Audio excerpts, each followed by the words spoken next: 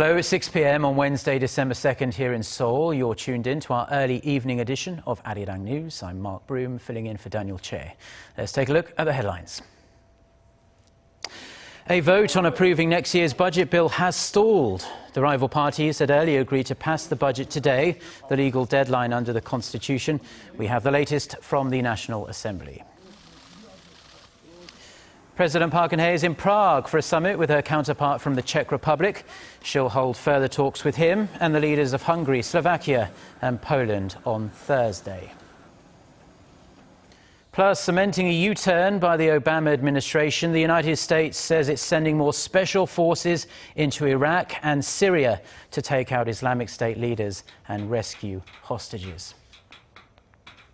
First up this evening, following late-night talks between their respective floor leaders, Korea's rival political parties had agreed to hold a parliamentary plenary session this Wednesday to pass a revised budget bill for next year.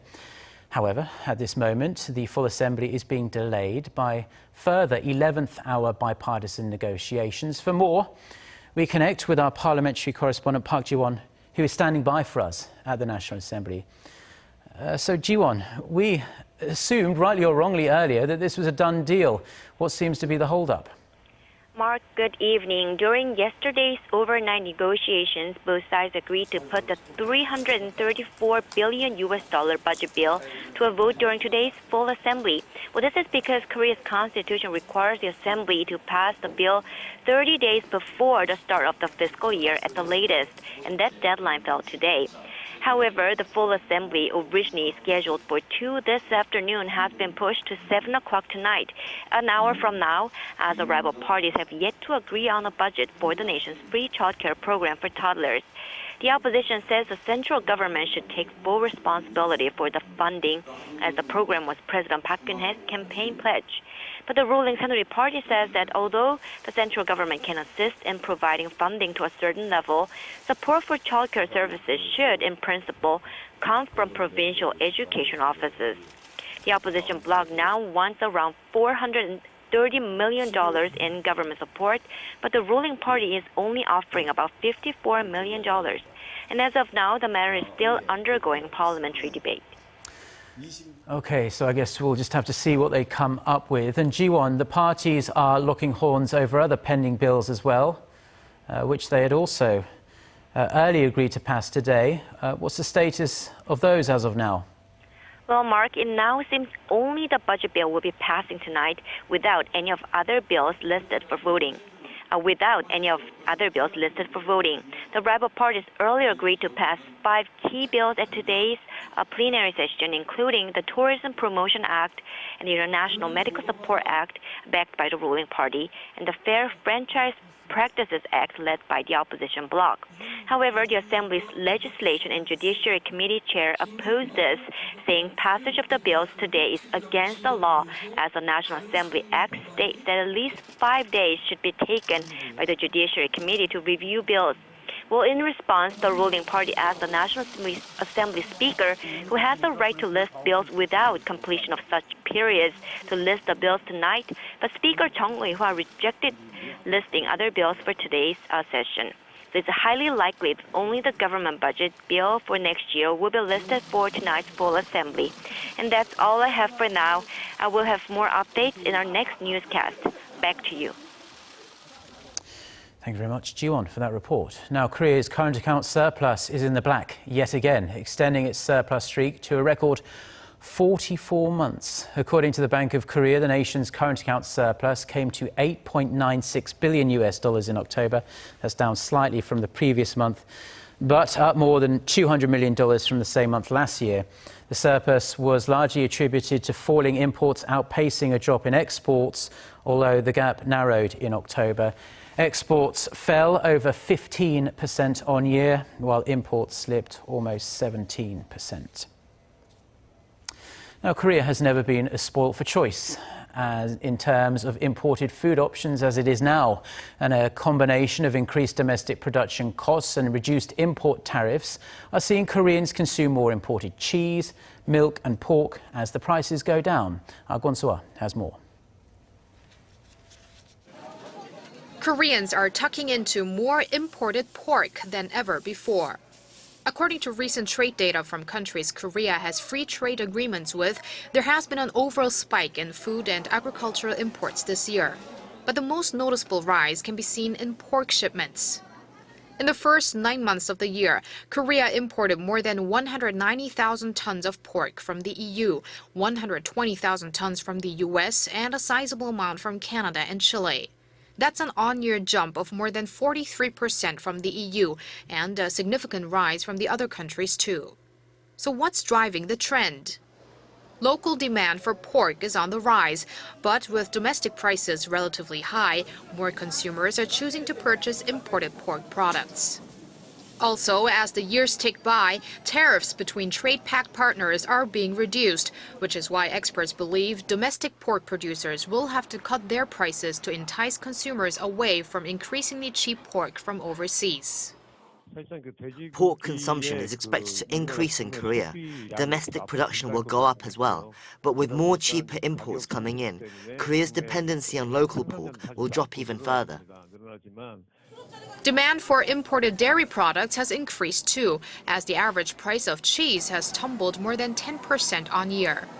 The EU more than doubled its dairy exports to Korea in the January to September period compared to last year, and dairy shipments from Australia went up by a fifth. Milk from these FTA partners is around half of the price of milk produced in Korea.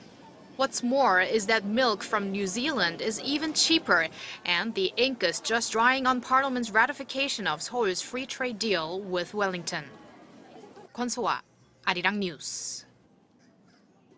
Now, when it comes to fathers taking leave to look after their newborn babies in Korea, there's a marked contrast between the country's policy and the actual leave taken. Korea's paternal leave policy is actually the longest in the OECD, but few, if any, men take full advantage of it. According to the OECD's family database, Korea's paid paternity leave is a maximum of 52.6 weeks for each child, meaning fathers are entitled to over 1 year's leave per child, including some form of payment. And this is about 6 times longer than the OECD average. However, in 2014, of the Korean fathers that actually chose to take this leave, the average actual leave was only 5.2 months. Experts say taking such an extended break runs counter to Korea's typically intense work culture. Now, wrapping up her trip to Paris on Tuesday, President Park Geun-hye is now in the Czech Republic for a string of summits with leaders from Central and Eastern Europe. Our Hwang Sang-hee reports from Prague. Prague is the last stop in President Park's 7-day tour of Europe, which already took her to Paris for the UN Climate Change Conference. Here, she is set to hold a string of summits with leaders from Central and Eastern Europe. On Wednesday, President Park will meet with her Czech counterpart Miloš Zeman to discuss ways to bolster cooperation in time for the 25th anniversary of their diplomatic ties. She will then attend a meeting of Korean and Czech business leaders and meet with the country's leading lawmakers. President Park will also hold talks with the Czech Prime Minister on Thursday. The real business will be Friday's summit with the Visegrad, a regional economic community of the Czech Republic, Poland, Slovakia, and Hungary, deemed the fastest-growing European Union nations. There will be in-depth discussions on cooperation in future growth engines such as science, technology, and health and medical treatment, as well as opportunities for Korean companies to participate in state infrastructure projects in the 4 European nations. It will be President Park's first meetings with the Visegrad. She will follow them up with separate bilateral summits with her Polish, Slovakian, and Hungarian counterparts. President Park's visit to Prague is the last presidential trip of the year and is expected to widen South Korea's summit diplomacy to Central Europe. Hwang Sang-hee, Arirang News, Prague. Now, President Park Geun-hye says Korea wants to play a central role in setting up a secretariat of the Memory of the World Register that would provide a fairer system for UNESCO's record. During a speech at UNESCO headquarters in Paris on Tuesday local time, President Park laid out her plan to expand Korea's level of contribution for the development of a global record system that will be objective and democratic. The Korean government plans to sign an MOU with UNESCO next Wednesday to set up a secretariat in the southwestern city of Gwangju. Some analysts say the president's emphasis on the objective and democratic process is part of efforts to stop Japan trying to whitewash its past wrongdoings. Korea is pushing to apply for UNESCO designation for documents related to Korean women who were forced into sexual slavery for the Japanese military before and during World War II. Korea's newly appointed chief prosecutor has vowed to ensure that violent protesters feel the full force of the law. In his inaugural speech on Wednesday, Kim Soo-nam emphasized that under his leadership, the prosecutor's office will end the vicious cycle of illegal actions by launching thorough investigations into violent protesters, as well as their supporters and protectors. The statement comes ahead of a planned massive rally in central Seoul this coming Saturday by labour unions and civic groups protesting the government's labour reforms and some state-authored history textbooks. Now, Kim's term is expected to last until December 2017. The United States is stepping up its efforts to defeat the Islamic State group by deploying additional special forces to Iraq and Syria. Now, Washington had been almost exclusively relying on air power until now, but this latest decision shows the Pentagon is coming round to the fact that victory might only be possible with boots on the ground. Connie Kim reports. U.S. Defense Secretary Ashton Carter has been laying out Washington's plan to smash the Islamic State group by deploying elite Black Ops forces to Iraq and Syria. Speaking at the U.S. House Armed Services Committee in Washington on Tuesday, Carter said a new targeting force would be sent to help Iraqi and Kurdish Peshmerga forces in Iraq. He also said a team has been cleared to take part in raids inside Syria. We are forming and have the expeditionary targeting force. That's a force that wouldn't be on the ground all the time in Syria. It would go in, conduct raids, and go out. The deployment signals a seismic shift in the Obama administration's strategy against the militant group. Up until recently, President Obama had ruled out putting boots on the ground. Carter did not give out the specific number of special forces troops to be sent to Iraq, but said it would be larger than the 50 sent to Syria in October. He announced the U.S. would deploy 50 special operation forces to work with anti-ISIS fighters in Syria.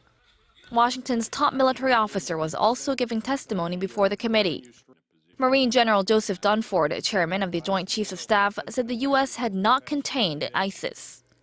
His comments contradict remarks made by President Obama last month when he said the U.S. had contained the extremist group.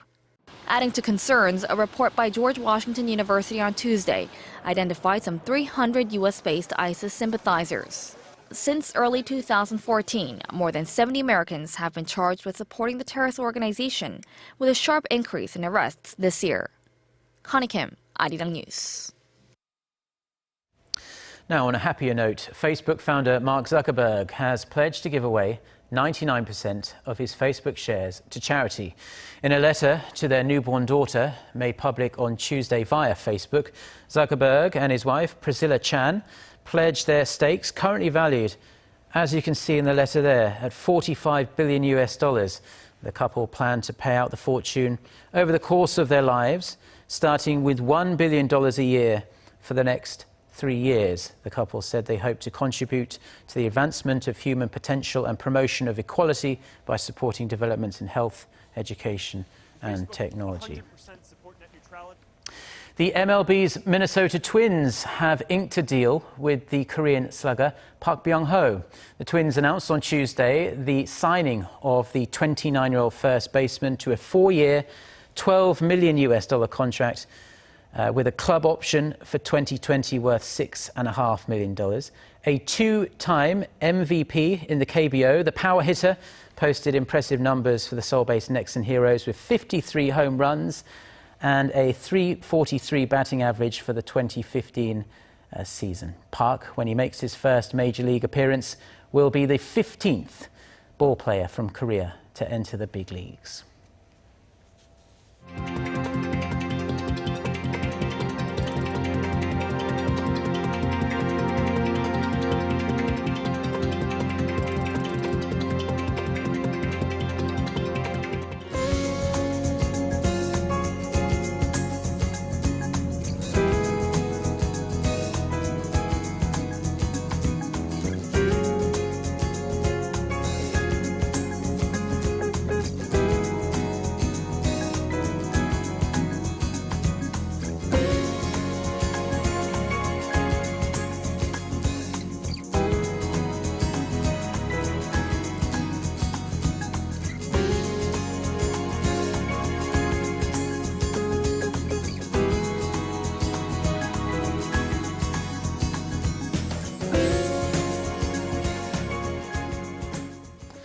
Well, that brings us to the end of our newscast. For more of the latest, don't forget to check out the website arirang.com/news. And our next newscast is coming up at 10 p.m.